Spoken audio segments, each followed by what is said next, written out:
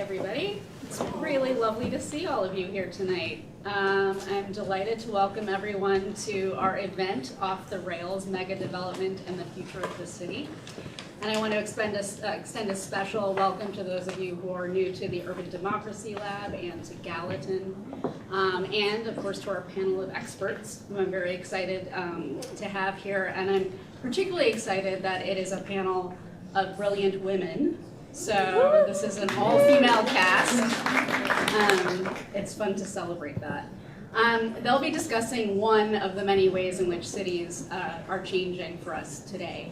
And hopefully that'll begin a larger discussion for all of us about the cities that we live in and the cities that we want in the future. So I am Rebecca Amato. I'm the Associate Director of the Urban Democracy Lab here. I want to tell you a bit about the Urban Democracy Lab. The lab promotes critical, creative, just, and sustainable forms of urbanism, primarily through novel forms of practice-based research. We believe that universities can play a critical civic role in promoting social justice, scholarship, curricular activities, public engagement, and programming like this. At the same time, we believe that truly engaging in the world in this way fundamentally changes how we conceive of what scholarship is, what a curriculum can be, and what programming can be. So if you're interested in following us, you can find us on the web, the World Wide Web. Urbandemos, URBANDEMOS.NYU.edu. We have one other evening event coming up this semester. It's a screening and discussion of the film Detroit 48202, which is coming up at Union Docks, a film space in Brooklyn. And it's on November 17th, and that is part of our participation in the 400 Years of Inequality commemorations that are happening this year. So I want to thank a bunch of people first and then introduce you to our panelists. Thanks to Jennifer Burge, to Angie DeSocio, to the staff, all the people who are making this happen, to Teresa Anderson and Mike West, who you saw in the hallway, DeShanti Smith, Anna Sampson, Victor Bautista, our videographer, and Delphine Lazar, who designed our beautiful poster. And we also want to thank our partners in this evening's event, Arctober. It is pronounced Arctober, and UN Habitat's Urban October. So here we have our wonderful panelists. I'm first going to start with Winifred Curran, who's in the middle there, and she's going to be our first presenter. She is professor and chair of the Sustainable Urban Development and Geography departments at DePaul University in Chicago. Her research has focused on understanding the effects of gentrification on the urban landscape, looking at labor, industrial retention, policing, environmental gentrification, and the gendering of urban policy. She is the author of Gender and Gentrification from Rutgers from 2018, and co-editor with Trina Hamilton of Just Green Enough, Urban Development and Environmental Gentrification. Next we have Dr. Zaire Dinzey-Flores, who's at the end there, who is an associate professor in the Department of Latino and Caribbean Studies in the Department of Sociology at Rutgers, New Brunswick. Her research focuses on understanding how urban space mediates community life and race, class, and social inequality. She uses an interdisciplinary lens of sociology, urban planning, and public policy, which is very Gallatin-esque. Mixed methods, approaches, and often a comparative Caribbean and US framework to investigate the processes that cement the built environment and unequally distributed power. She's particularly interested in housing and urban residential design. Her book, Locked In, Locked Out, Gated Communities in a Puerto Rican City, University of Pennsylvania Press, 2013, was the winner of the 2014 Robert E. Park Award of the Community and Urban Sociology section of the American Sociological Association, and an honorable mention of the 2014 Frank Bonilla Book Award of the Puerto Rican Studies Association. Next we have Betty Y. Chen, who's right here. She's an architect and former New York City Planning Commissioner with over 25 years of experience in complex, high-profile capital projects. She is the principal of BYC Projects, which provides capital project planning and management services. Recent clients include The Shed, the Perelman Performing Arts Center, Sidewalk Labs, and Intersection. as Vice President for Planning, Design, and Preservation at the Trust for Governor's Island. She oversaw the planning for the redevelopment of Governor's Island, including the West 8 Park design. At the Lower Manhattan Development Corporation, she was Vice President of Planning, where she was responsible for the development of the multi-billion-dollar World Trade Center Master Plan and other large-scale planning projects in downtown Manhattan. Currently, Betty is doing 1,000 different things. So she already accomplished 1,000 different things, and she's still working on 1,000 more. She is on the Board of Overseers Committee to visit the Harvard Graduate School of Design, and on the boards of New York Restoration Project, Friends of Governor's Island, and the Asian University for Women Support Foundation. So, next we have our own Louise Harpman, a professor here at Gallatin. She is a professor who teaches graduate courses in urban design at the Wagner School as well, where she is also an associated faculty member. She's the founder and principal of Louise Harpman Projects, a firm that focuses on architectural design, design research, and urban design. Before founding Projects, she was a principal for 20 years in the architecture and design firm Specht Hartman, which received multiple honor awards from the American Institute of Architects. The firm's designs were featured at the Museum of Modern Art, the Municipal Art Society, the Van Allen Institute, and in gallery shows in the US and the UK. So, illustrious crowd. I'm very excited to welcome them all, and I'll hand it over to Win. Thank you.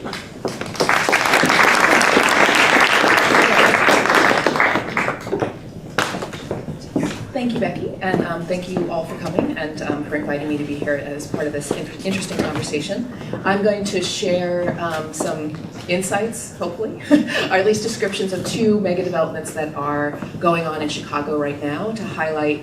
I especially want to focus on specific policies that have enabled these things to happen, but also then on process and how they are, or more to the point, are not particularly democratic. So this picture that you see behind me now is the utopian rendering of a project called Lincoln Yards, which is adjacent to the Lincoln Park neighborhood of Chicago, which is a very high-income, historic neighborhood, which is also the home of my university, DePaul University, of which, just as an aside, I'm chair of the Department of Geography. I used to direct the Masters in Sustainable Urban Development, but I won't claim credit for that now. So this is what it is supposed to be, right? This is the vision of the city, very green, taking advantage of the fact that this is on the north branch of the Chicago River, right, which had previously been very industrialized. What is actually there now is, in fact, this.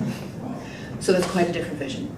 And so part of what is necessary for Lincoln Yards to happen, this is Goose Island, which was the first planned manufacturing development in the country. So PMDs, planned manufacturing districts, are this policy tool that was invented in Chicago in order to preserve industrial use at the urban core, right? It was kind of this extra special zoning designation to assure manufacturers that they would be safe in terms of zoning designation, because as we've seen in other neighborhoods in Chicago, other cities across the country, that if you allow for alternative uses within an industrial zone, those alternative uses can always bring in higher values. So industry can't compete with residential and commercial use. So PMDs were designed to preserve industry in the city, and they worked. So this is the first PMD. It was the most successful PMD. It was at 95% occupancy when, just a couple of years ago, it was rezoned, right? So it's rezoned now to a planned district that allows for mixed use. What spurred that was the Finkel Steel had been the largest anchor tenant of the site. They decided to move, not because they were not successful as a business, but because in fact they had grown too large for the site, and they've moved down to the south side of Chicago. But with the loss of the largest tenant, the city saw this as an opportunity to recognize the value that this site obviously possesses. So all of the surrounding neighborhoods, and you can see, of course, the Chicago skyline in the background to the south, all the surrounding neighborhoods have gentrified. So there's this incredible impetus to turn this around and turn this into a higher value use than active manufacturing. And so the policy tool that, besides the zoning change that allowed for this to happen, was the designation of this area as a TIF, Tax Increment Financing District, which, so for, depending on how familiar you are with TIFs, it's not something that is especially used in New York City, though there's a law in the books in New York State. So tax increment financing allows a district, so within the geographic boundaries of the district, any increase in property tax values from the date when it is declared will go into is the increment, and that money can be spent on, it's supposed to be on things that accomplish economic development within what is a blighted area. So as a policy tool for this particular case, there was a really race against time to get this declared as a TIF, because property value assessments came out in the spring, and those new assessments would show that property values were so high around here that it would not qualify as blighted. Right, so this was really raced through City Council right as an election was happening. So you may have heard we had a mayoral election as well as aldermanic elections in Chicago in the spring.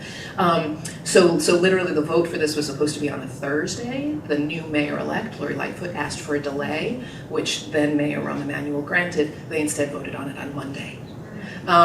So it's that kind of, but the point here, so again, this is going to be 6,000 units of housing with also office space. Only 10% of those units are required by Chicago law to be affordable, and of course we can discuss how we define affordability, which is a huge problem.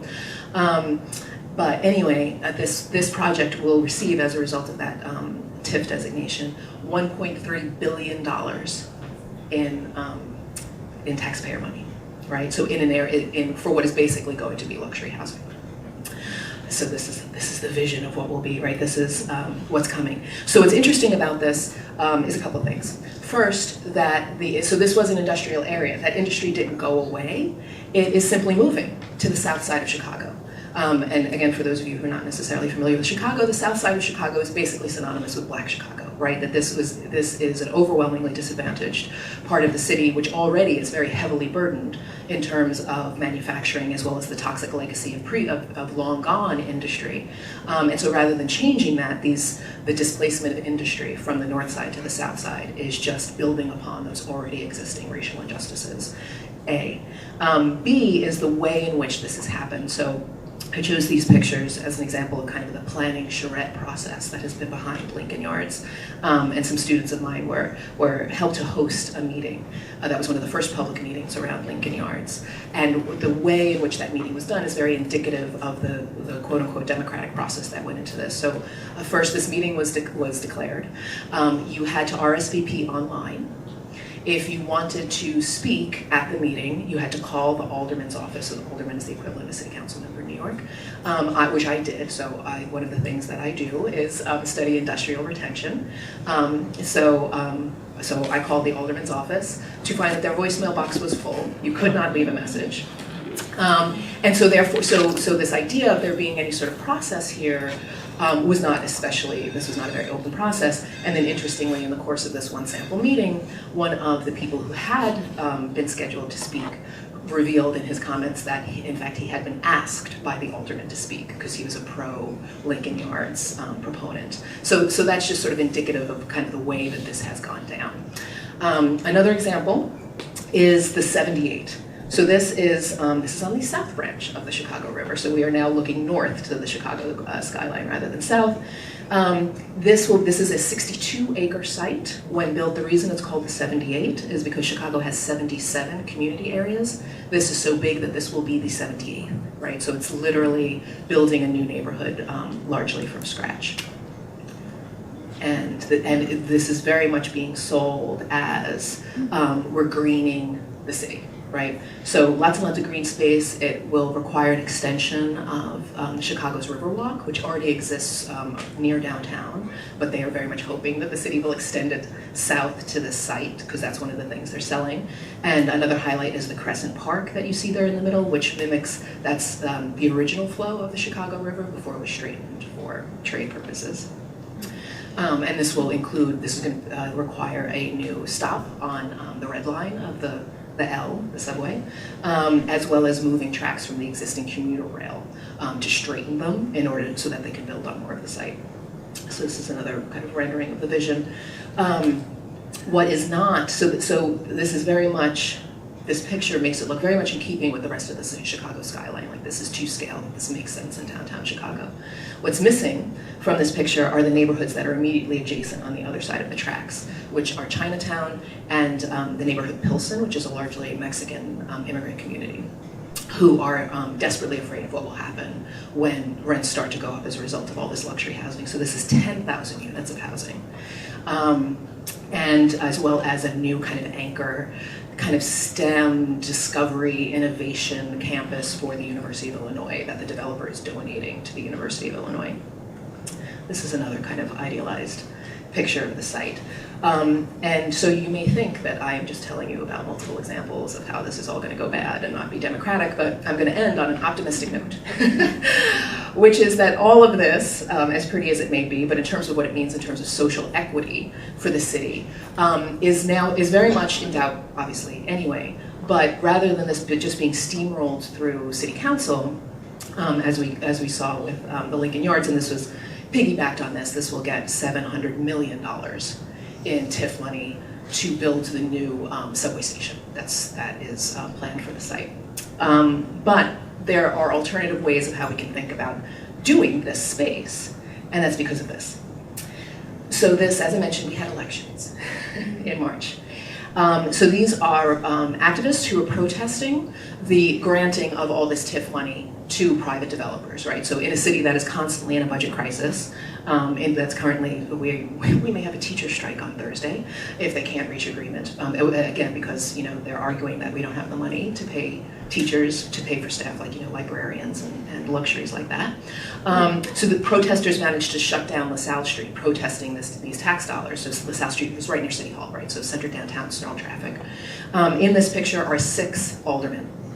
6 newly elected Chicago City Council aldermen, and I'm going to focus on, oops, I don't know what I did. I don't know what happened. I'll work on that. Anyway, poor Byron won't get the credit he deserves now because of my finger slip. So one of the people seated on the bottom right hand of the screen in that picture is Byron Sigcho-Lopez, who's the newly elected alderman of the 25th Ward, in which the 78 sits. And so rather than just being this, kind of mega project that is dreamed of in developers' minds, in partnership perhaps with the previous mayor, the idea for the 78 actually came from, it was designed originally to be home to Amazon's HQ2, when Chicago was still in the running for that. Instead, we now have an alderman who self-identifies as a democratic socialist.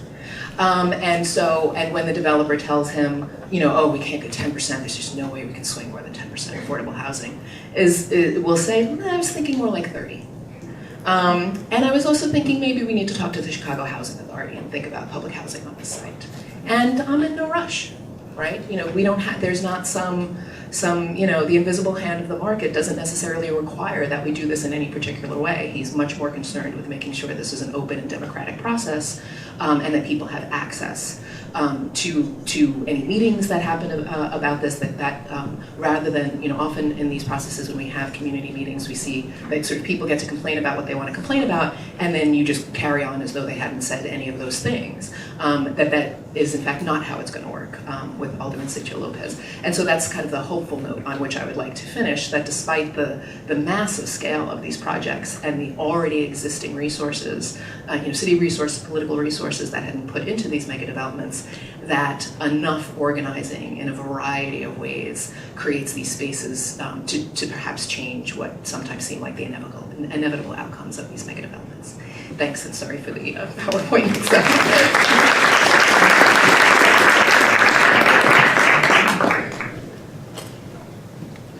So let's look at a local case study. This is a Metamorphosis Story, the story behind the planning vision of a public resource so that it is becoming a butterfly rather than a monster. The place is an island in the middle of New York Harbor. It was a military base for over 200 years and then abandoned by the federal government and then gifted to the people of New York for $1. The gift of land, 172 acres, was inseparable from an enormous burden of responsible stewardship. This was Governor's Island, half of it a defensive fort and military campus, The rest, by the late 90s, 80 acres of flat, featureless landfill and asphalt parking lots with dozens of derelict buildings, obsolete infrastructure, no potable water, no Wi-Fi, and the whole thing closed to the public.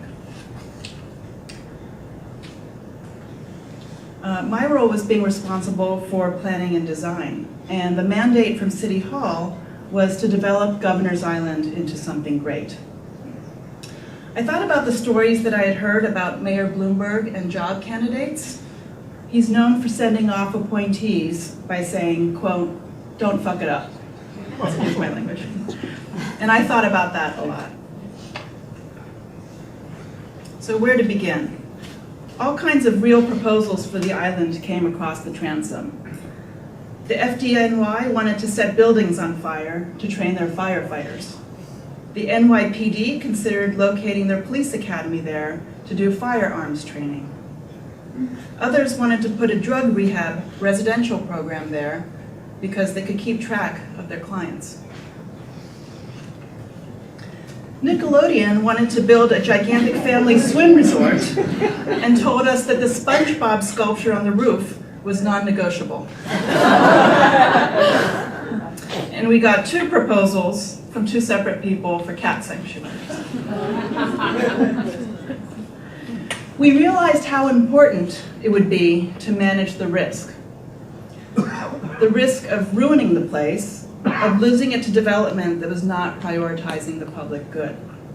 So we created a strategy to expand public access, commit to public infrastructure investment, and then layer on a multi-phase mixed-use development, and all starting first with creating a new world-class park to set a high standard. So this is the site of that park. This is where in World War II the Army did their D-Day planning.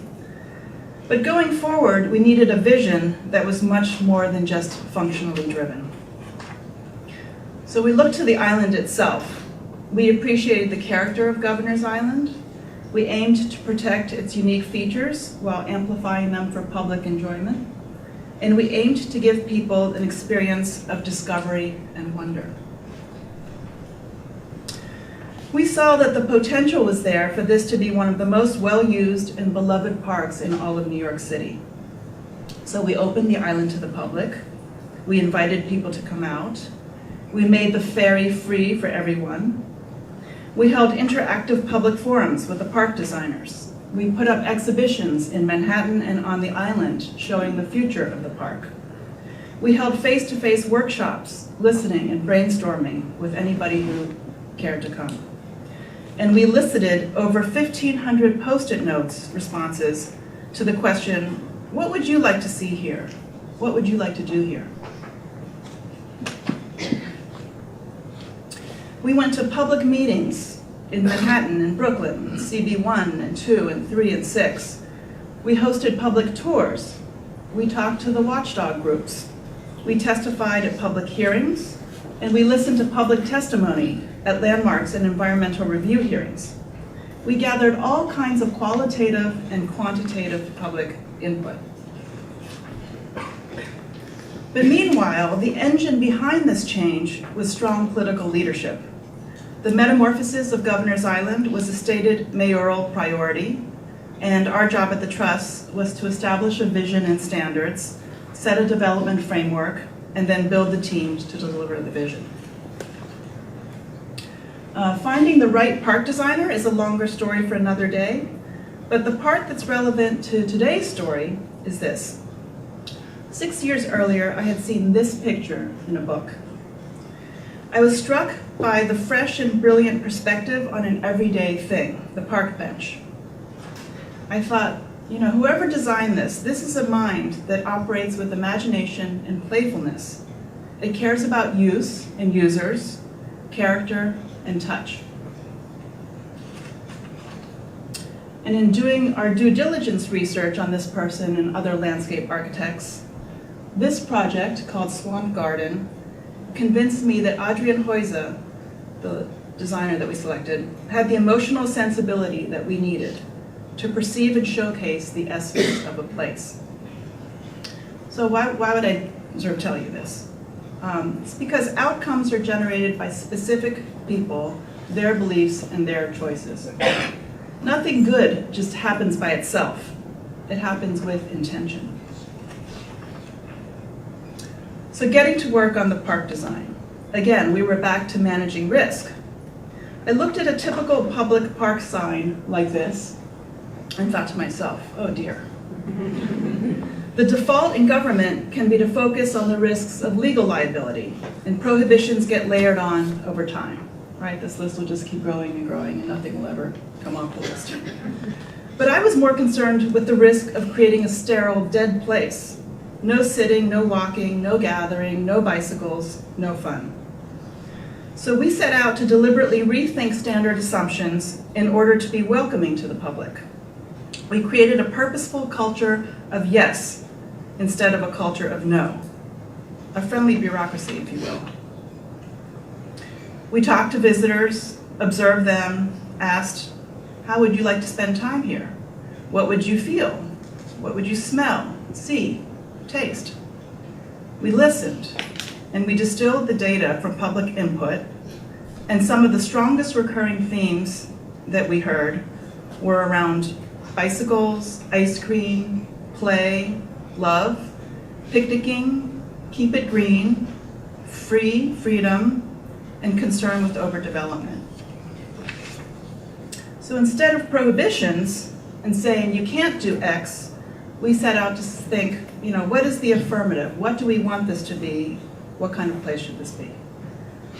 A place of delight and play, and carefree spirit, a sense of summer, a place where there's a command of the harbor, where there's a view and an experience of water that belongs to the public, and a place with character. So as I said before, choices are deliberate and have implications. So for example, you can read the words here for yourself, but one of them is napping. Well, that means that there's a place that's secure and quiet and carefree, where you could actually fall asleep in a New York City public park. To walk barefoot. Well, that means someone's taking care of the place so that you can actually take your shoes off and walk around. Wind and views. Well, that means the public park has to go to the water's edge, the complete water's edge, and where it's continuously public and not be blocked by private buildings. So a specific example of public input. In this case, Myra Coleman, the artist, came to the island, and her idea was this island of 1,000 hammocks. So we were still in the process of designing the park, so in the meantime, though, people were coming out there and enjoying it, so we went shopping for hammocks. And these became wildly popular. And we decided to make them a permanent feature of the park. So in the place where we demolished abandoned apartment buildings, we planted trees for a place called Hammock Grove. And here you see on top, this is what we built in phase 1. There's a succession plan for growing a forest from scratch. Over time, the trees will be thinned out, they'll be sort of selectively managed. And then what you see on the bottom is the landscape architect's rendering of what this place would eventually look like in 20, 30, 40 years. So this purposeful culture of yes, it's manifested in the design, in the play areas. There are no fences around any of the play equipment. We really thought about free-range kids and free-range adults. We thought it was important that both kids and adults could have a thrilling experience, that there'd be ways to get dizzy or lose your balance. And we built Slide Hill, which has the longest slide in New York City. And one day, when I was walking around and I saw this sign, which says, "Your children are fine without advice and suggestions," I thought, I think we're on the right track. Another key factor is back to working with the right people. So Adrian Hoyza, the park designer, thinks generationally. He's trained in engineering and design and art. He's Dutch, so water management, long-term sustainability, and creating landform is in his training and in his blood. He proposed taking demolished buildings and adding fill to create topography, and we lifted the root zone of the trees above the future flood zones. The resulting experience for visitors was that you could have a really unique and compelling experience at the top of these hills. You could walk up there for a 360-degree command of the harbor. Today, the hills, you see the photo on the top, and the bottom is the artist's rendering of their original idea. So back to the design brief for a minute. We believed it's important to encourage common activities in an uncommonly wonderful setting.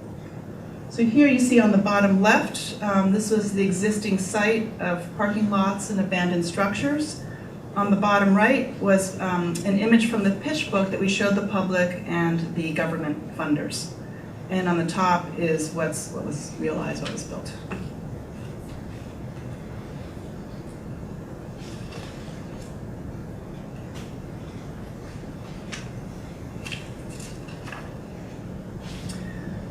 So we tried to respect the special spirit of the place, even underwater where you can't always see the landscape. So we helped to jumpstart the Billion Oyster Project because we believed it's important for government to be good stewards of the island. Or as one visitor put it, don't mess up this place or you will sleep with the fishes. The outcome of Governor's Island's metamorphosis was hoped for, but certainly not inevitable. This is what we have today. And I just want to recap some of the determining factors in this change or this evolution.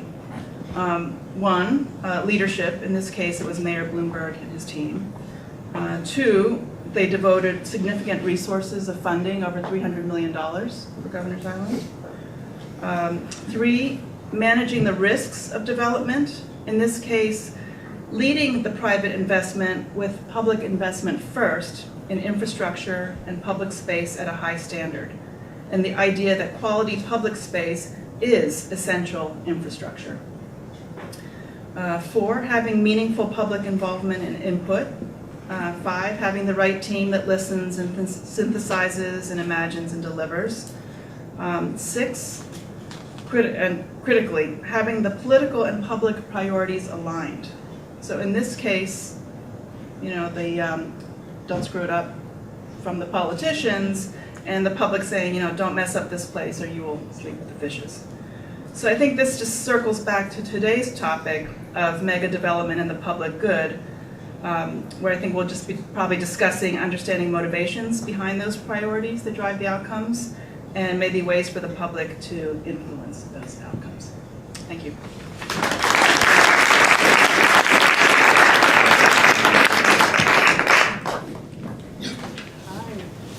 It's a pleasure to be here. I will start this conversation with Puerto Rico, where I've done considerable part of my work, and then move across the Caribbean and to the US in the hopes of bringing a hemispheric view into the discussion, where we think of not America, but America. And so this is a picture of Puerto Rico in the Caribbean in 2012, and with its extra shiny beams of lights discernible from satellite in outer space. No doubt Puerto Rico merited the moniker, the shining star of the Caribbean. But on September 20, 2017, after the passage of Hurricane Maria, the lights dimmed and would remain so for a large part of that year, of the rest of that year. Hurricane Maria indeed exposed the fictions accompanying the iridescent lights, and in fact, Puerto Rico had not been shining brightly long before Maria hit it. Fiscal crises, uneven and improper development exposed the failures of 80-year-old development processes that mainly were funded by the United States. Puerto Rico's dimming lights also exposed the intimate relation of development to destruction, particularly in countries peripheral to empire. In his study of development, Gilbert Rist notes that development's aim is to increase the productions of commodities, and in the process, general transformation and destruction of the natural environment and of social relations are inevitable. So indeed, being the bright light in the Caribbean was not all that it was touted to be, even without Maria. Governor Padilla termed it the shining star of the Caribbean to point out that the lights were not only indicative of modernity and development, but also caused lighting pollution, affected biodiversity, which threw off the biorhythms and caused health problems, and damaged bioluminescent ecosystems, and wasted energy, which negatively impacts climate change. So indeed, development accompanies some sort of destruction. Let me start with this. There are three aspects that I'd like to point out. I want to highlight three aspects of development that can be at odds. One is aesthetic and design, that is the built aspects and qualities that aim to respond to the experience of a place. Second is the economic aspect of development. And third is the social or impact benefit of development. So I'd like to think about how these three things interrelate. Starting with the aesthetic aspect of development, if you walk through Old San Juan in La Habana Vieja, especially in the 1990s, the experience may have felt a lot more developed in El Viejo San Juan, in Old San Juan, in comparison to the decaying Habana Vieja, to the pristine Old San Juan. Throughout much of the 20th century, it looked like Puerto Rico lived under, had better standards of living than other parts of the Caribbean, indicative of beautiful Old San Juan. But in fact, after the passage of Maria, Habana quickly recuperated, and Puerto Rico was left in the dark for a long time. A development that also is apparent in the fast and neat and quick highways and smooth highways present throughout the island of Puerto Rico, yet those highways have eroded public transportation infrastructure and made the island highly dependent on cars, which has resulted in great congestion and the need to get around, you have to own a car. So Puerto Rico has one of the highest per capita car ownership in the world. There is indeed a seduction to development. This is actually a map of the metro built in Dominican Republic in 2008. And when you ask citizens about the metro, they said, even if we're poor, the metro will make us be as modern as New York City. And indeed, some suggested that the metro would make Santo Domingo, the capital city of Dominican Republic, would make it it would be like the Eiffel Tower. And some suggested, they didn't want the Eiffel Tower, but they built it and it's the place to visit. And in fact, this comparison kind of highlights the way in which people, citizens, but also government officials seek to cement their contribution, right, to an era of modernity through the built environment. But in fact, a lot of that building, and this is the Columbus Lighthouse, on the heels of yesterday, the day that is used to commemorate Columbus, that has been being reinscribed for the decade at least. But this Columbus Lighthouse built in to celebrate the 500th anniversary of Columbus' arrival in 1992 in Santo Domingo, the port where it wasn't a port, where Columbus first arrived, actually is a way to exhibit the benefits right, of creating monumental design where people can feel identified with. But in fact, this monumental design had another side to it. So I am an academic. I'm barely an urban planner and not an architect. So I used Diane Harris, who's an architectural historian, to talk about the ways in which the built environment hides in plain sight. And Diane Harris speaks of that hiding in plain sight is a hallmark of white privilege. Landscapes are particularly, these are her words, well suited to the masking of such constructions because they appear to be completely natural. But landscapes, she suggests, and architecture are never neutral. And in fact, to build the public lighthouse in a country that suffers from consistent blackouts, they built a wall that would hide the community that was next door. So you hide in plain sight literally, and there are other ways in which you can hide symbolically. For example, this is an article that I wrote about the way in which we build landscapes of privilege next to landscapes of precarity, and the impact, the psychological impact that that has on the experience of people. In fact, there's new research that shows that inequality, the impact of inequality on life chances doesn't happen through the raw dynamic of inequality, but actually the perception. The worst impacts around inequality are around the perception of inequality. So whether people are equal or not, what doesn't matter as much as whether they perceive whether they are equal or not. So certainly the built environment creates this opportunity to signal, right, that perception of inequality. I'm gonna pass quickly.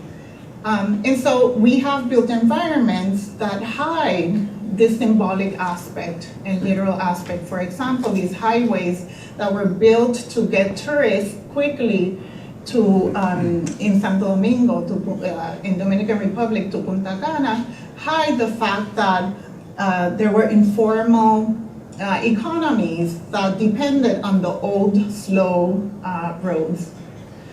Or these pyramids under bridges also in Santo Domingo, which reflect the violent aesthetic that prevents informal workers from finding a place with shade to work, to do their labor. This is a picture of my book, which actually tries to understand the ways in which private gated communities, the ones that we usually know about, interface with public gated communities, and how these gates symbolically and materially inform community life and inform access. Now I'll move to New York City quickly, which is a project which I'm involved in now, and I want to think about mega developments not just as big buildings, but also the ways in which we create landscapes and fun landscapes that insinuate inequality. So in Brooklyn, I am looking at how real estate actors produce environments, both interiors and neighborhood community spaces, in ways that go along with demographic shifts. Just quickly, primarily Latino neighborhood, Bushwick, or Bed-Stuy, a predominantly Black neighborhood. So these productions, these environments that are both textually and visually and physically built in order to increase value, go along displacement. So I want to think about theoretically what development means. And usually the development suggests a one-way direction from unbuilt to built. I also suggest that in the same way that building and development causes destruction, as Gilbert Reese proposes, it can also create the conditions for devastation. And devastation can be physical, but it can also be symbolic. I want to reference and maybe draw inspiration from pre-Columbian resilient shelters that actually the Taínos, the Arawaks, had it figured out how to live in the Caribbean with hurricanes. And the benefit of building the huts in this way, in ways that were quickly disassembled and reassembled, right? So development and resiliency may mean different things for different conditions. It doesn't necessarily mean building up. So in the same way that we consider kind of alternative visions, other things that we can think about is how we think of designing environments in ways that are inclusive of different experiences and different people. So this is a rendering of Crenshaw, and it made the news. Some people wrote really provocatively about these renderings, which actually failed to locate people of color in the renderings, except for an adjustment made with an Olympian cyclist there. So some asked, who are these places for? In a predominantly African American and Latino neighborhood, why are, and Suleiman, a journalist, wrote beautifully about it, where are the Nation of Islam, people selling bean pies, where are the lowriders? Where are the churchgoers, the women with their hats going to church? So in some ways, the design recalls certain experiences and excludes others. I am working with an architect professor at Rutgers, Anita Bakshi, to think about how we might center the experience of place in the design process, and how might sociologists also take more into account the way the aesthetics of place, the way places feel. And so here we've done this set of opposite views, the way in which people fade away in the lower image from the design process, as people only focus, as architects may only focus on the aesthetic aspects or the functional aspects, and then how place fades away from sociologists' perspective. And so what I am thinking through, and what we're thinking through, is what alternative spaces can get designed if we center different experiences and different users.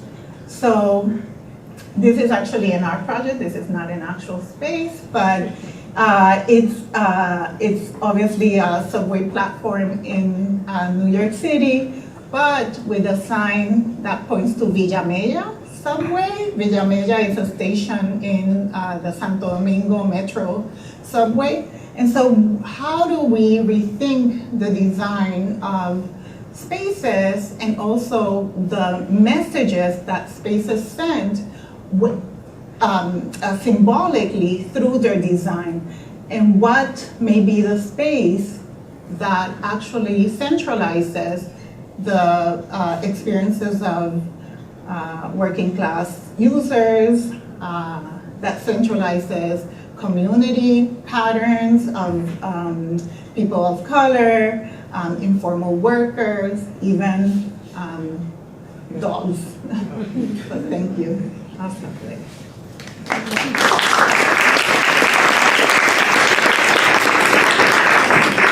Thank you so much. I think this is a fascinating group of projects, and visions to think about tonight. My thinking tonight is I've come up with a couple of questions that might spark our conversation, but we also always take questions from the people that are gathered here. So if maybe I'll start and then we'll go to the audience, if that's all right. I made some notes.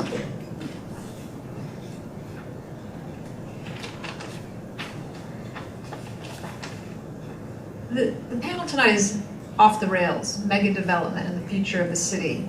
And so I'm an academic. I think about words, mega, what's in a name? And you think about the associations that we come up with first. Megabucks, megabyte, megaball, megamillions, megaround, the rapper.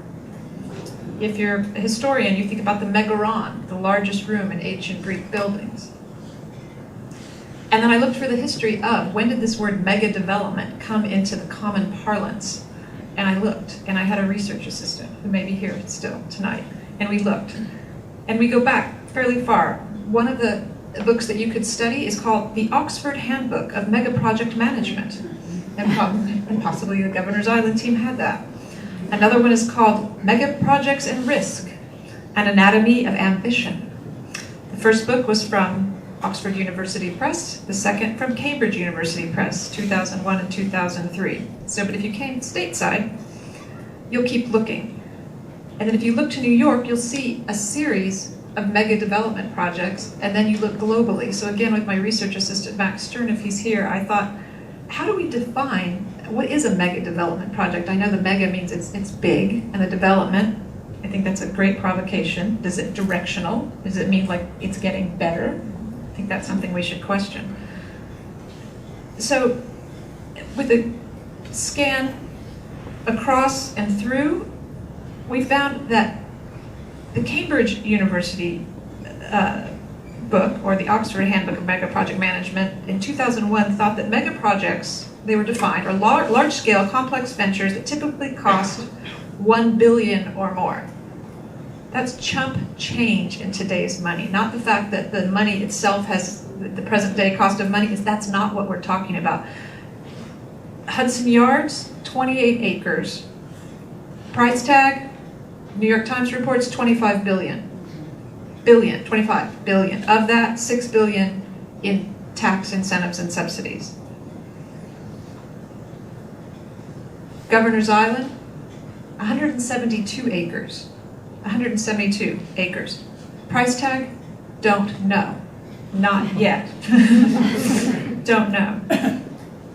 Sunnyside Yards, off the rails. Well, there's another rail yard ripe for rethinking. There's another proposal out right now about a master plan, community development. That's 180 acres. 180 acres. And so New York City, throughout all boroughs, the South Bronx, next to Willis Avenue Bridge, another mega development project in the works. So we looked across the United States and then we looked worldwide. We found more than 30 projects price tagging over $100 billion. So again, this is happening. It may not be happening in your own backyard, but it is happening. And who is involved? So we also scraped it a different way, public or private. But even if Hudson Yard is considered a private development, there's significant public subsidy and investment. So I think that public-private division is actually somewhat blurry as well. And I think that we could talk about that, surely in Chicago. But then I tried to look back as a historian.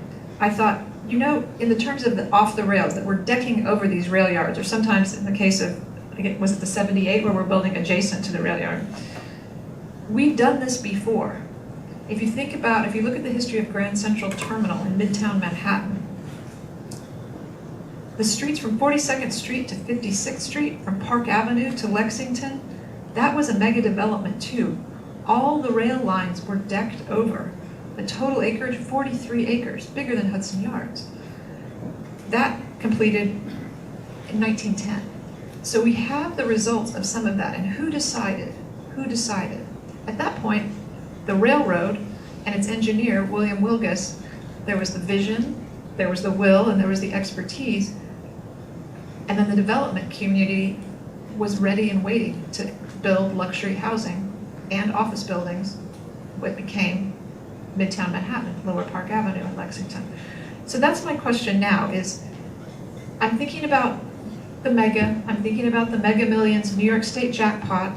Tonight it's $65 million. You can buy your ticket until 10:45. But that's not enough. So the question I would ask is that the money. Maybe it's a good place to start because we have a good hometown example with Governor's Island, that there's a will, a vision, and there's implementation. And I think, Betty, you spoke very nicely about how that nexus had to come together. And then I would also just mention, there were no residents there, right? So there wasn't a community there except for people who wanted to be there. I think when we bought the island for $1, maybe 10 people lived on the island, I think, that were stewards. So the question too is like, what, of all these pieces of the puzzle that have to come together to make greatness, who leads the charge? Is it the finance community? Is it the vision part? Is it some combination? Because I think, again, with the 78 example, there was a moment that government changed. So we actually have real leadership at a political level, and then we have resources that are dedicated to a project. So maybe, Betty, do you want to pick that up about kind of what do you think the key drivers of success are in a public space? I think in the case of Governor's Island, what I described was really phases maybe 1A, 1B, 1C of a project that's going to have many phases along the way, including development of new buildings, right? And that was always part of the deal that, there was an underlying deed that's sort of laid out. There would be certain types of public space, there would be development of buildings. This was going to have to be a either self-sustaining or an income-generating project over time. And so I think that, sort of under the just previous administration, there was the political will to do something like that. I think now with term limits in place, these projects take a very long time. And so, for someone to come in and say, like, I'm gonna take this on, they need to have time to be able to realize that. So I guess what I'm saying is, every year is not exactly like the prime year to, launch one of these sort of next big phases in a project because, politicians, whether they're at the mayoral level or the city council level, they're sort of looking at their own re-election prospects. They want to have ribbon cuttings, they want to demonstrate progress. So I think a piece of this is a kind of political timing and sort of what an administration could see as something they could deliver as a positive result to the public. And that's also tied into budget cycles, the funding of it. That maybe ties in well to Chicago then, because I'm in no hurry. I want to go. Yeah, well, the political change in Chicago has been momentous and not something that people were expecting in sort of quite the same way that it actually happened, and it was really very hopeful. Well, obviously, depending on which side of the political spectrum you fall on, but the sense in Chicago, Chicago has this storied history of political corruption that has become so deeply entrenched in its popular culture that it's like a funny little joke, but like, anyone, maybe just 10 years older than I am can tell you a, sliding the envelope across the table kind of story of how things get done in Chicago. And that really until this most, an example with the 78, which is, it's so Chicago. So the previous alderman, so basically the point being that because of this political corruption, separating the private from the public was virtually impossible to do, so in the case of both Lincoln Yards and the 78, did it come from the previous mayor? Did it come from the developer? They're so closely aligned, it's hard to tell the difference, right? How do you know where one ends and one begins? So in Lincoln Yards, for example, I just happened to know the developer there is Sterling Bay, and for any of this to happen, they needed that zoning change. But I know for a fact, because I had a former student working with one of their contractors, that they were planning the site a year or two before the zoning change even went before the city council, right? So it was a done deal before people even knew that it was happening. With the 78, it's not quite so clear sort of where that came from, but I will say that, and this is the good Chicago story part, that the previous alderman, so I mentioned that Byron Sigcho Lopez was elected in March, and he had previously been the executive director of the Pilsen Alliance, which is a grassroots organization that had long been, since they were established in 1998, long been butting heads with the long-term alderman of the neighborhood, who before the most recent election was a man named Denis, incredibly influential. He's the mayor pro tem, so something happens to the mayor, he's the guy who becomes mayor. Wildly influential in city council for almost 25 years. He chose not to run for re-election this time around because it came out that he had been wearing a wire for the feds on other city council members, exposing their corruption. But of course, the way that the feds got him to wear the wire was because of his own issue, trading political favors for Viagra and sex at massage parlors. So, and there are all these, and it's funny, except that it's not. For the people who live in Pilsen and Chinatown, who saw these developments come through with no democratic process, with no public input whatsoever, they're now like, literally like, you sold our future for Viagra? Like that's literally what it comes down to. And so that's why the process part of it, so if you have, like that's great when sort of the political will and the developmental capacity and the artistic vision come together. That's fabulous, right? And obviously Governor's Island would be cited by most people as an excellent example of these. But unfortunately, most of our experiences of these kinds of mega developments are the exact opposite of that, right? Are very much these backroom deals, no democratic process, but lots of shiny pictures, like pretty artist renderings, but that's not necessarily what we see when the things are actually built, because they are built on these profoundly corrupt underpinnings. So I know I said I was going to be optimistic, but now my answer kind of just went back. But that the contestation is necessary, right? And so in Chicago now, I think where the slow it down comes in is like, it doesn't mean that nothing's going to happen here. I think probably in both of these cases, too much has already been done to just say like, oops, never mind. We'll keep the planned manufacturing district, or we won't do this. But to at least for developers, and the larger city planning process too, to say, hey, people are watching and paying attention, and that hopefully elections do matter, and that we can accomplish real change and see fundamentally differently how to do these things, and that maybe our mega development should be about, oh, this is how much money counts as a mega development, but this is how we build this new, functioning, interesting neighborhood that actually serves the people who live there. Yeah, and maybe that's a good segue to Sayuda as well.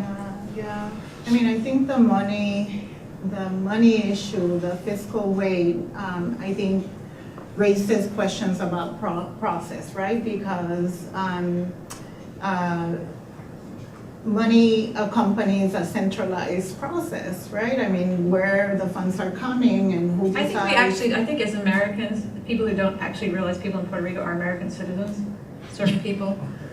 That's the thing, do you dig, in your work, do you dig into where does the money come from? How is it allocated? So it's interesting, it's a colonial relationship, but a lot of, the infrastructure, housing, which is what I mainly focus on, was built with federal funding. So Puerto Rico was part of New Deal funding, actually probably one of the biggest recipients of federal funding, 1937, on with New Deal funding, and actually most people don't know that Puerto Rico has the second largest number of public housing units in the federal system, so after New York. So large investments and that come through the U.S. and federal funding. Then with some come the 80s private participation, but the big boom was actually mid-century, 1950 to 1980, when funds start to dry up, right, as they do for all of the U.S. But actually Puerto Rico had one of the most active, I was gonna show some of this, but one of the most active and centralized planning efforts introduced by Rexford Tugwell. Something that many people don't know. He was the last U.S. appointed governor of Puerto Rico, and he's actually the one that introduces and tests out, I'm writing about some of this, test out a lot of the ideas of how to have a banking system that feeds a planning enterprise. I can say a lot more about that, but that model, I think, is indicative of how do we rethink participatory processes, especially given the high finance demands and how that insinuates a centralized, right, like control planning. That's a question that I'd be interested in thinking more about. There's a lot of work, I think, being done at the Urban Democracy Lab on participatory budgeting and other things, and I think that we've hosted a number of sessions on that. One thing that comes back, though, to Sayuda, one of the things that you said that I think also covers some of the other speakers and presentations is this question of representation. How do we represent ourselves? How do we represent our future with these renderings, right? So I have one person of color, and I'm making a proposal for a largely Latino or Black or mixed race neighborhood. How do we tell or show that story to ourselves? And one of the questions I think that comes up with your current project about kind of whiting out the figures or whiting out the storefronts, or the idea of like we create landscapes of inclusion or precarity depending on where we are, but that I think we as architects, and it's always easy to be self-critical, but we as architects I think do a disservice with the kind of standard rendering farms that we use, like we just stick it in and all of a sudden curtain wall building comes out, or green space, So I just wondered, again, about this question of vision and drive, because not everyone is expected to be a designer, but we like pretty pictures. We love the hammock thing. I mean, that's a kind of a great thing. That came from a Post-it. Napping came from a Post-it, right? About how do you use a space. So the question is that we have words and we have vision, and then we have community and participation. How do we, as either academics or designers or administrators, kind of create or craft vision to get what we want, Betty? So, I've worked in government on various projects for quite a few years, and with every architectural team, whether it's a building or an open space, I have this fight with them, because, I say that, and it's, they have young people working in the office who want things to look cool and slick, and it's always like women pulled from Vogue magazine, people wearing like half undressed. They're holding martini glasses, they're walking in high heels, everybody's sort of young, or they're all walking by themselves. And I'm like, this is not New York City, but to me it's like a blindness, because if you're willing to put that into the rendering, and then the person who's supervising you, who really should know better, looks at it and doesn't even see it, they're kind of blind to it, because there's a kind of production of beautiful glossy things that happens, I think, in architecture school and in our profession. So I don't know. I mean, I think there's a greater sort of awareness of this in society at large, but it has to really permeate down to like every person that's holding the pen, doing these drawings. And what you said about the landscapes of invisibility. Right. I mean, I think that partly we have to talk about representation, and I know that our architects are not.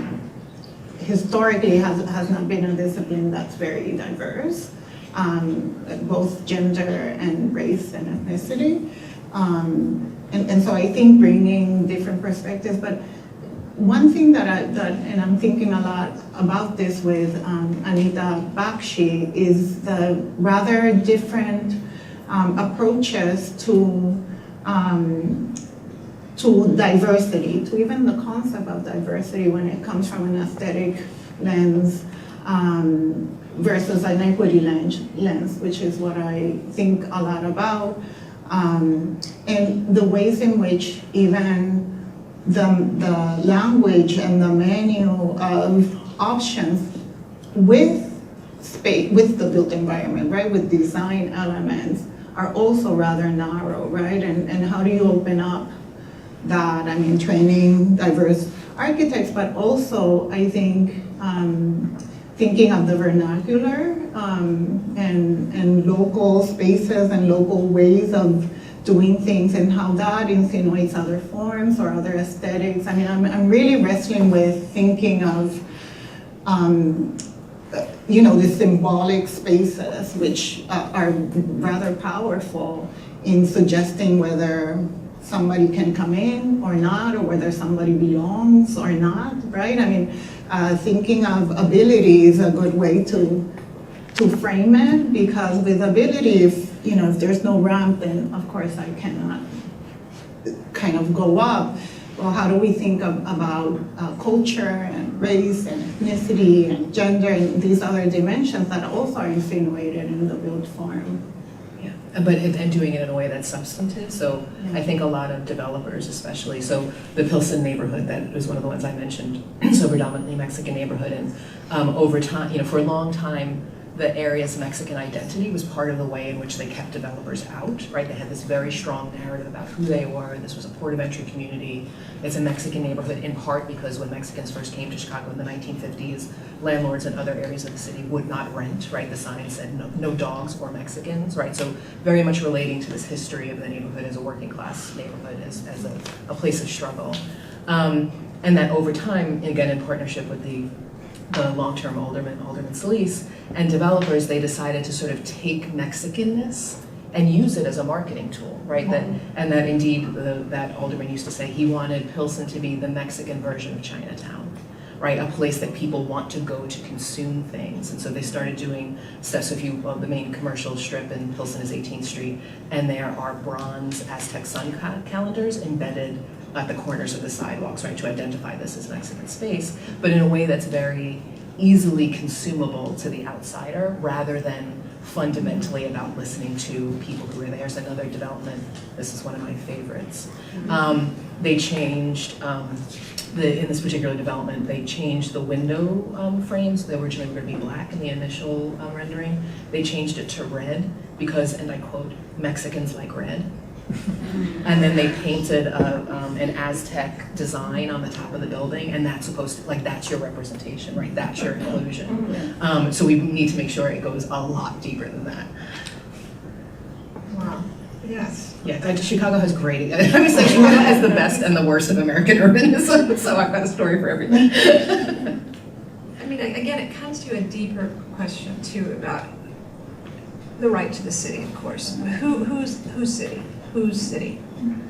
And I think that maybe that's where we could open it up to the general public. It's like, who decides? Because again, in many cases, we're in a position, again, I run, Becky, with the Urban Democracy Lab, we direct something every year called the Big Walk, and we walk for a whole afternoon in one different neighborhood. This year, we just finished it, we walked through Long Island City. And Long Island City was also supposed to be HQ too of the Amazon Corporation. And we heard from a number of the community advocates and community, long-serving residents and community board members and transportation committee members. And I've been to another panel where we had the Long Island City Partnership, which is very pro-development, et cetera. But one of the things that the people said, all we're good at now is we're good at saying no. Like, we want to be included in a process, but we've actually kind of we're strong enough to figure out how to get to know as well. And so I wonder about that. Is that an inevitable tension between the developers, the development, and then the community organizations or community groups, or does that depend on a very strong kind of local, kind of community board, council people, aldermen, and others? I just wondered if you guys sense, you women, sorry, not guys, sensed a tension between the big picture, what, of course, others at Governor's Island would say, you need a vision, you need the commitment. That's going to be top-down planning because no one lives there, right? On the other hand, if you're at Pilsen or 78 or in Santo Domingo or Havana, anywhere else, you have a very ingrained, an embedded community. So I just wondered if you have other examples that you've seen where the community board can always put together its plan, but then what? What's your experience? What's your thinking? Is there a good example, bad example? I know we're going to have Chicago, now here's a terrible one. Let me tell you about this brown envelope. It was so fat.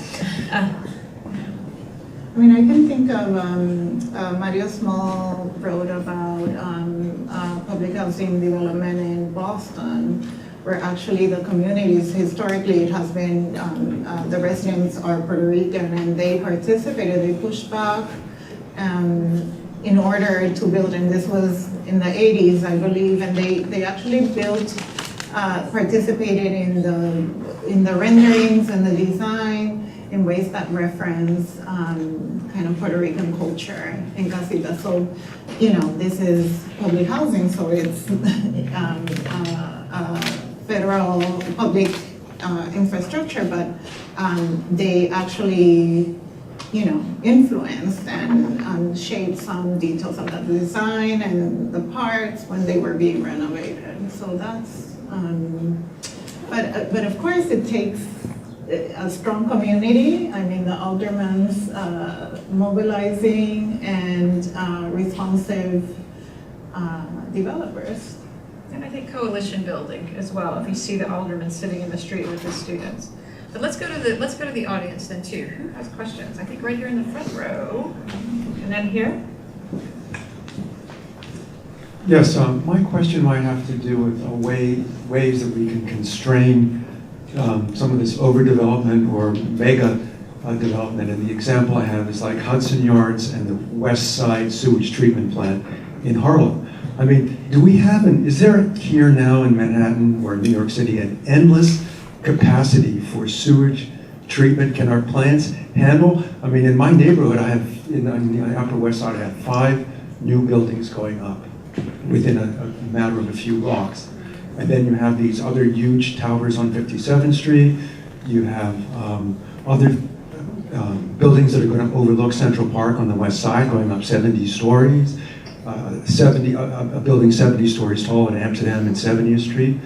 And I just have to ask the question, has anybody looked into this issue? And so West Harlem got, 20-some years ago, a very nice sewage treatment plant with a park on top, and a swimming pool, and tennis courts. But on many days during the year, there is a blight to the community. You can smell that sewage treatment plant for quite a distance in the neighborhood and around the neighborhood.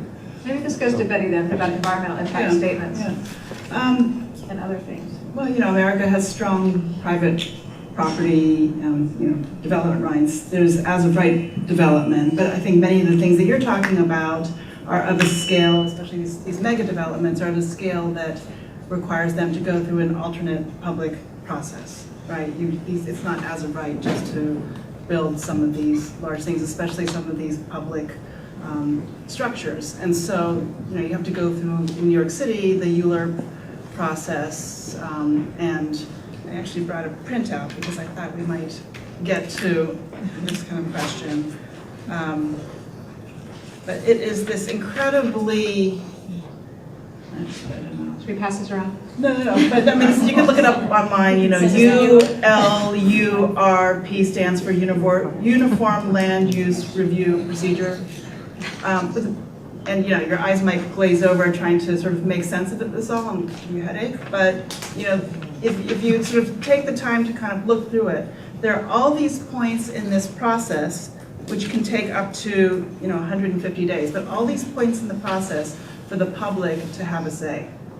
And it's at the community board level, it's at the borough president level, it's at the city council level, and you know, any member of the public can go and have an open forum for 3 minutes to say whatever they want to say. So, you know, I would say, you know, maybe one voice. Who knows if anyone's going to listen to one voice, but 10 voices, 100 voices. And I think the people who are really active in our local community boards, they're really like unsung heroes of, you know, some of these kinds of projects where, you know, it's all volunteer, people are not getting paid, but they spend the time to educate themselves about the issues and go on the record. And, you know, I think the city council people, the borough president, you know, they have to listen to some of it, you know, whether they actually make changes, you know, that's a political process. But like, you know, location of a sewage treatment plant, I mean, there are, you know, sort of rules and regulations about sort of spreading these out around the city. And all I'm saying is there are ways for individual voices and groups of people to make their complaints heard. Well, they didn't put the plant opposite Trump City. What was called Trump City at the time. We're gonna go just to the first gentleman here and then to the middle here, and then back to the corner there.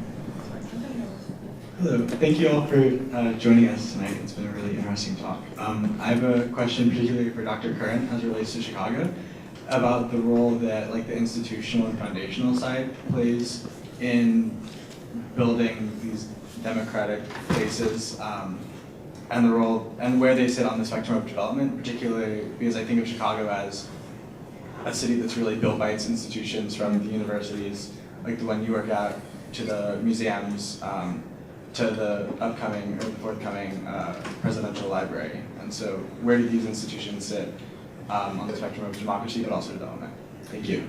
Yeah, I would say most of our institutions err on the side of pro-development. That they tend to, that in order to survive, again, sort of in the political landscape, it behooves these institutions to play nice with the mayor, and so to kind of be working in the same direction. And of course, and one of the big things that a lot of development in Chicago has been designed around is bringing more tourists to Chicago, this being a real driver of the economy in a way that it didn't used to be. And in that it has been very successful, right? I just saw recently, just this past week, some study came out that Chicago is the most popular destination in the US for domestic tourists. So that part has been very successful, and so certain institutions, obviously it makes sense for the, museums, of course, right? You need a tourist population. Universities need to be kind of selling themselves to a national audience, not a Chicago audience. And well, certainly my institution is no exception, but University of Chicago is often at the forefront of this because it is on the south side, and so many people from the outside would view that negatively. And the University of Chicago has been a really active driver of gentrification in the surrounding neighborhood, very, very consistently. So there are some, you can talk to community activists back from the 1960s who suspect that University of Chicago was behind the fires that ravaged the neighborhood in the 60s and 70s as a way to clear property so that, to cheapen it so that the university could buy it en masse and kind of claim it as university space. They were very actively engaged in urban renewal policy as well in that same way. So unfortunately, and the Obama Library is not yet an exception to that rule, though there are plenty of activists organizing against it. So, gentrification has been really at the forefront of this in many ways. That people fear gentrification because it does displace people, and sort of looking at the timeline and the history of the place. And so President Obama himself said, well, in Woodlawn, which is the most immediate kind of neighborhood for the Obama Light, it's the presidential center, it's not a library. Right. But gentrification is not an issue here. Look, it's not gentrified. And it's like, well, of course, it takes something to spur the gentrification, which this level of investment would be. And very much this kind of trust me attitude, I'm Obama, trust me, and community groups saying yeah, and we helped vote you into office, write it down. So there's been this really big movement around getting a community benefits agreement for the Obama Library, which is at one point seemed impossible and is now seeming like a very real thing that could happen, which has really been inspiring to other neighborhoods for anything. I've heard community activists talking about this 40-unit building or something, so not a mega development by any stretch of the imagination. People are well, in the community benefits agreement, this is what, this idea that we are now creating processes to be truly democratic in a way that we did not before, in ways that again, that we've always had these community, or not always, but since the late 60s, maybe have had community meetings, but no one was actually listening to what people were saying in the community meetings. Or even this idea of community plans, like in New York, the 197A, which was, and my dissertation research was in Williamsburg in Brooklyn, and they came up with a great 197A, which the city immediately ignored and continued doing what they wanted to do anyway. So it's this not just, the processes have to be in place, not just for people to emote and get their feelings out, but for elected officials and institutions to actually listen then and amend their plans accordingly. And that's sort of where we've fallen down on the job on these things recently. That's a good point. Okay, so right here in the middle, then the corner, and then I'm over here. Thank you.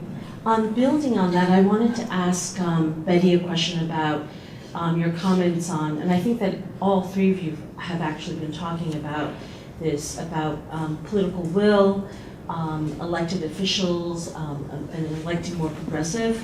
elected officials to kind of, be more mindful of community and participatory planning. So my question is, Mayor Bloomberg had a vision, but he also gave himself a third term, to kind of implement his vision around, mega developments. So my question has to do with the role of institutions like the New York City Economic Development Corporation, and their role in planning and promoting mega development in the city. And this is kind of related to Boston because one of the city council members in Boston, Michelle Wu, is actually calling for the abolishment or the dismantling or the getting rid of the Boston Redevelopment Authority, which is the Boston comparable to the EDC.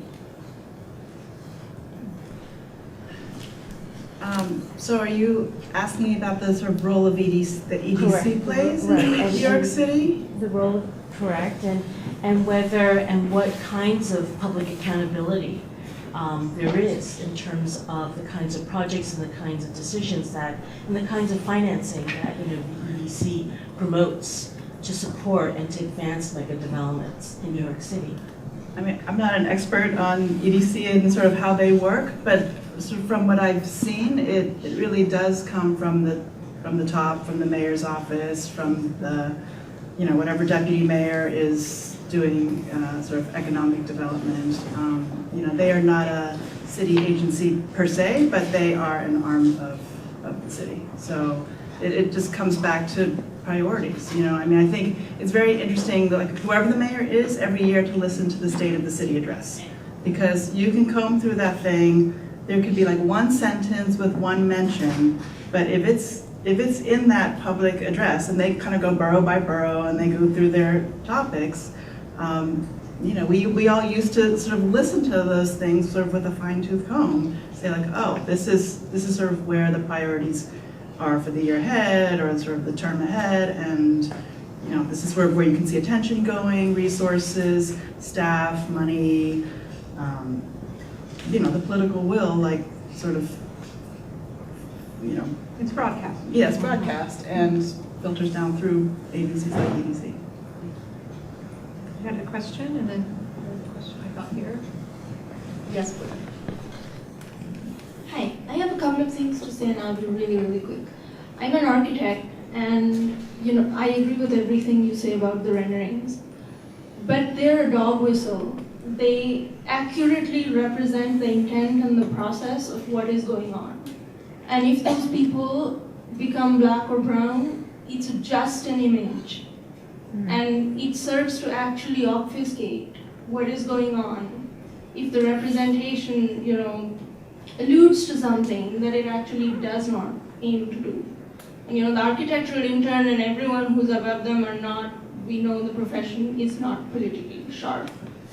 But there is some, and should strive to be.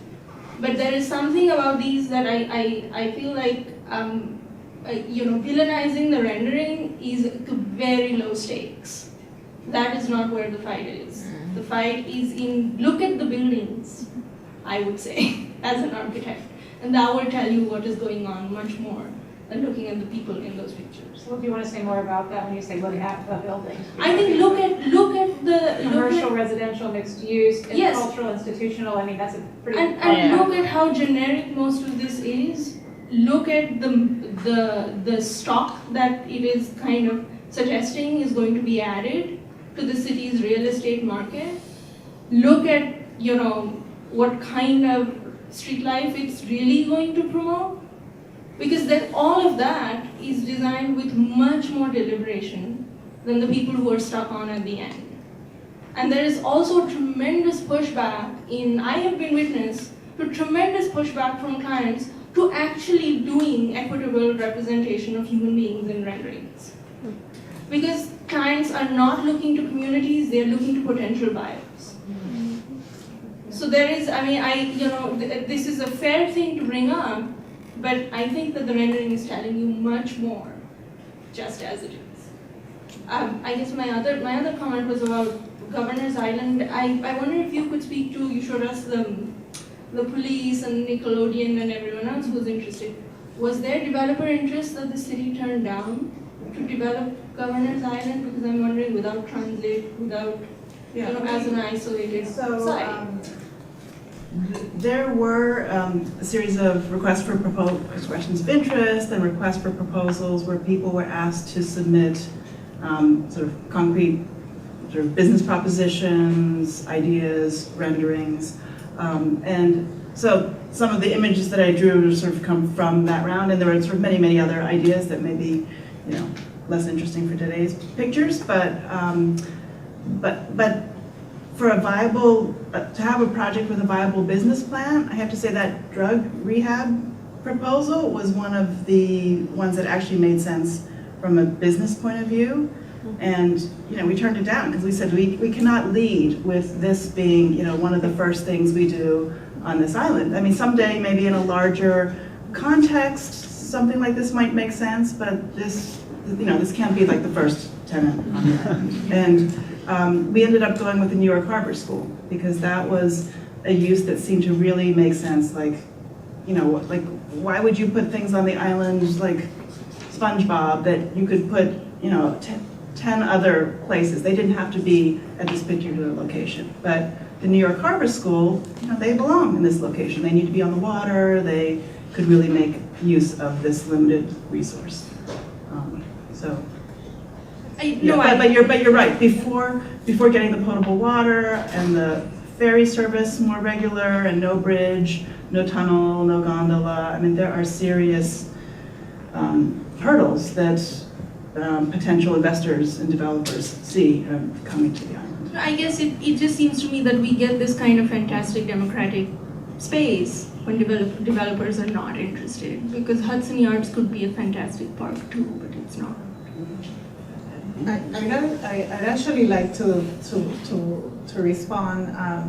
If you all leave here thinking I said just put some people of color in your renderings and that solves the problem, then that I didn't. No, not at all. I'm not saying and in fact, but I do think that it's indicative of the users that are imagined, which correlate with the designs, not only the use, but also the aesthetics of it. And so that's the point of highlighting that, which, and it's not an attempt to villainize the architects, but actually to think about the ways in which the design process kind of brings in all of these biases and produces these exclusions, because then it's marketed for certain people, and then it recirculates ideas, which is what I'm doing with the real estate, about what spaces are worthy and who the users of those spaces are.